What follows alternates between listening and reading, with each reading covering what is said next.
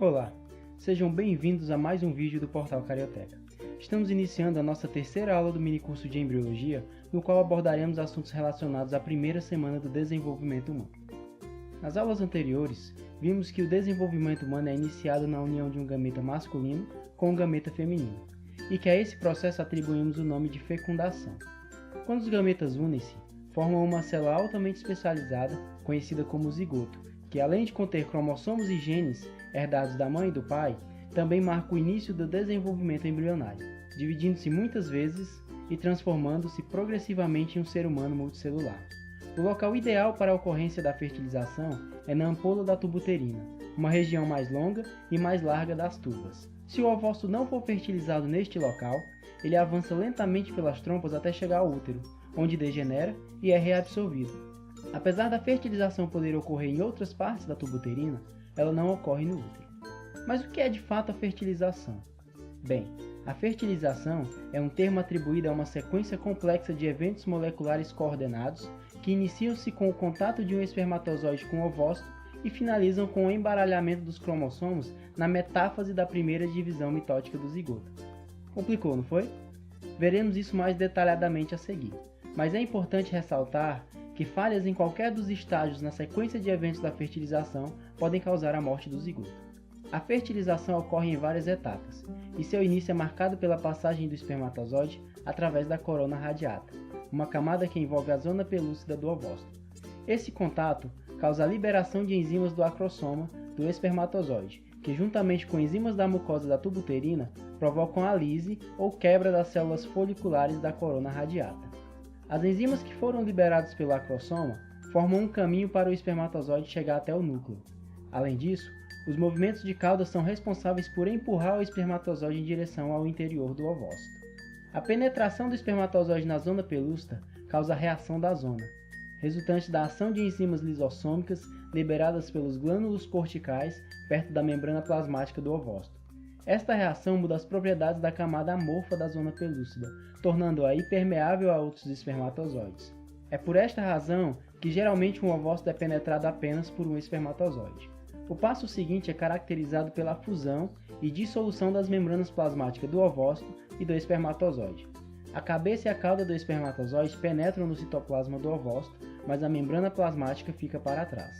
Lembra que na última aula falamos na ovogênese e que o ovócito inicia a segunda divisão meiótica e não a completa? Pois bem, nesta etapa da fecundação, o ovócito que estava parado na metáfase da segunda divisão meiótica completa essa divisão, formando um ovócito maduro e um segundo corpo polar. Em seguida, os cromossomos maternos são descondensados, formando um pronúcleo feminino a partir do núcleo do ovócito maduro.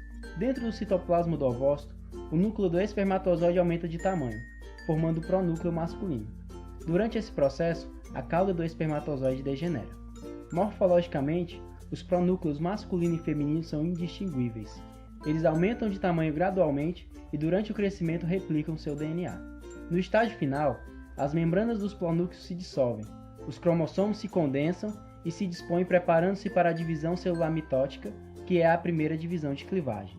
Agora, o ovócito fertilizado, ou zigoto, é um embrião unicelular, geneticamente único, formado por 46 cromossomos, nos quais 23 cromossomos vieram do pai e a outra metade da mãe. Este mecanismo forma a base da herança genética e da variação na espécie humana. Nos cromossomos estão todo o conteúdo genético do indivíduo. Eles determinarão as características e o funcionamento do corpo e das estruturas vitais do ser humano em desenvolvimento. Todos os eventos da fertilização terminam em até 24 horas após a ovulação. Cerca de 30 horas após a fertilização, uma nova etapa do desenvolvimento embrionário se inicia. O zigoto passará por diversas divisões mitóticas, num processo chamado de clivagem. Logo, esta única célula formará dezenas de outras células menores, os blastômeros. Na primeira divisão, o zigoto se segmentará em 2 blastômeros. Em seguida, cada blastômero se dividirá em 4. Uma nova segmentação formará 8 blastômeros e assim por diante. Durante a clivagem, o zigoto ainda está dentro da zona pelúcida, que é gelatinosa e bastante espessa. Na medida em que as divisões vão ocorrendo, cada novo blastômero formado é menor, ocupando o mesmo espaço inicial dentro da zona pelúcida. Ou seja, o tamanho do zigoto ainda é o mesmo desde a fertilização. Normalmente, A clivagem ocorre enquanto o zigoto avança pela tuba uterina em direção ao útero. Durante as divisões, os blastômeros vão se firmando entre si, formando uma bola compacta de células, conhecida como blastocisto. A ligação entre os blastômeros possibilitará uma maior interação entre as células para que mais tarde possa ocorrer a segmentação do embrioblasto. Quando há entre 12 e 15 blastômeros, o ser humano em desenvolvimento passa a ser denominado mórula, do latim morus, que significa amora, por sua semelhança com a fruta. O conjunto de células achatadas da camada externa da mórula são chamadas de trofoblasto. Após 3 dias, a mórula tem um formato esférico e penetra na cavidade uterina. Pouco tempo depois da mórula entrar no útero, o fluido da cavidade uterina passa através da zona pelúcida, formando um espaço cheio de fluido dentro da mórula.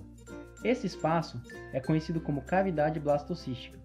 O fluido aumenta o tamanho da mórula, separando os blastômeros em 2 partes, o trofoblasto e a massa celular interna. O trofoblasto é a camada mais externa de células da mórula. Sua principal função é a de nutrir a massa celular interna com os recursos captados no útero. É a partir do trofoblasto que a parte embrionária da placenta será formada. Já a massa celular interna é um grupo de blastômeros localizados centralmente que darão origem ao embrião. Essa região também é chamada de embrioblasto.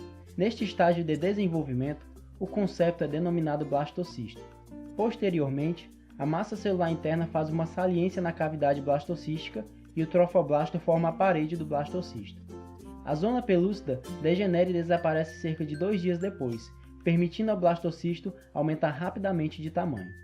Enquanto flutua livre na cavidade uterina, o embrião nutre-se das secreções das glândulas uterinas. 6 dias após a fertilização, o blastocisto se prende ao epitélio do endométrio, geralmente pelo lado adjacente à massa celular interna. O trofoblasto começa a multiplicar com rapidez e diferencia-se em 2 camadas. O citrofoblasto, ou trofoblasto celular, é a camada interna de células, e o sincício-trofoblasto, ou trofoblasto sincicial, é a camada sincicial externa, constituída por uma massa protoplasmática multinucleada formada pela fusão das células do trofoblasto. Os prolongamentos digitiformes do sincício-trofoblasto expandem-se com rapidez, estendendo-se através do epitélio do endométrio e invadindo seu tecido conjuntivo. Suas enzimas proteolíticas causam a erosão dos tecidos maternos, possibilitando a penetração do blastocisto no endométrio. Mais ou menos no 7º dia, surge o hipoblasto, uma camada de células cuboides na superfície da massa celular interna, voltada para a cavidade blastocística. Mais tarde, o hipoblasto dará origem à camada de Euler, que revestirá a cavidade interna do blastocisto, que então passará a se chamar cavidade vitelina primitiva. Ao término da 1ª semana, o blastocisto está implantado superficialmente na camada compacta do endométrio, nutrindo-se de tecidos maternos erodidos. Durante este período, já é possível encontrar uma proteína imunossupressora secretada pelo trofoblasto para evitar a rejeição do organismo à implantação do blastocisto. Essa proteína é caracterizada como fator inicial da gravidez e pode ser detectada no exame de sangue ou na urina da gestante por meio do teste de gravidez encontrado em farmácias. A proteína, ou glicoproteína hormonal, ainda é conhecida como gonadatrofina coriônica humana, atuando também na inibição da degeneração do corpo lúteo, que secreta a progesterona e o estrógeno durante os meses iniciais da gravidez. Finalizamos aqui a nossa 3ª aula do minicurso de embriologia. Inscreva-se em nosso canal para não perder nenhuma novidade. Se você curtiu o nosso vídeo, clique em gostei e compartilhe com seus amigos. Utilize o espaço dos comentários para expor suas dúvidas, elogios, críticas e sugestões. Muito obrigado e até a próxima!